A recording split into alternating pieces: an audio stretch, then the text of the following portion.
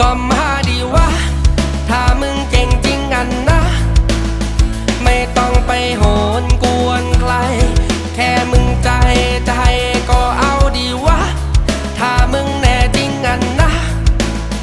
คงมีศักดิ์ศรีลูกผู้ชาย